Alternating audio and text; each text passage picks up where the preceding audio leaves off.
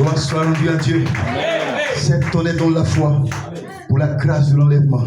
Cette foi est celle qui nous met en condition d'avoir nos corps changés. Est-ce que vous le croyez? C'est une foi qui soumet le corps au point de le faire changer quand la trompette sonnera. Est-ce que quelqu'un dit Amen? Cette foi vient directement des sept esprits qui sont les pensées éternelles de Dieu et qui ont convergé vers une théophanie appelée le Logos. Est-ce que vous le croyez? C'est elle qui est la parole. Alléluia. La pensée de Dieu exprimée de laquelle vient la foi. Est-ce que vous pouvez dire Amen à cela? Alors, c'est cette pensée éternelle, les sept natures esprits de Dieu. Alléluia. Les sept natures esprits de Dieu qui sont en lui sous forme d'esprit. Alléluia. Ce n'est pas exprimé, mais ce sont des esprits. Est-ce que vous le croyez?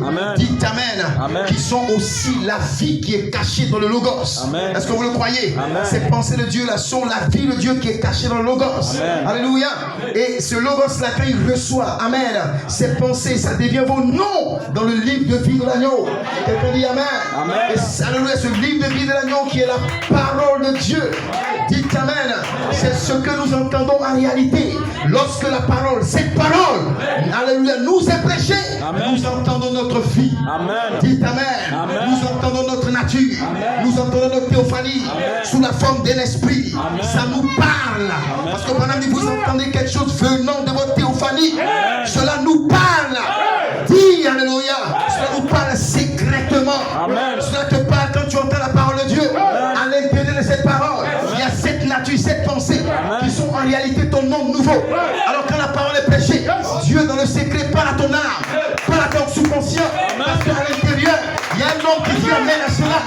Je n'ai pas entendu la main. Est-ce que je peux répéter? Les sept esprits de Dieu, c'est la nature de Dieu. L'homme est tel que sont les pensées de son cœur. Dieu est tel que sont ses propres pensées. C'est sa pensée qui devient sa parole. Et sa parole, c'est lui-même. Et dans cette parole est la vie. En elle est la vie. Et la vie est la lumière des hommes. Qu'est-ce que cette vie? C'est la nature de Dieu. Qu'est-ce que cette vie? C'est votre nom. Qu'est-ce que cette vie? C'est ce que vous êtes en réalité. Alléluia. C'est pourquoi les sept tonnerres qui sont les sept esprits de Dieu, qui sont votre nature, sous forme d'esprit, quand ils viennent sous forme de la parole, et quand vous entendez la parole, ce n'est pas la parole que vous écoutez, mais c'est les sept esprits qui sont cachés dans la parole, qui sont vos noms, qui sont votre vie, qui sont votre nature, et personne ne peut l'arrêter.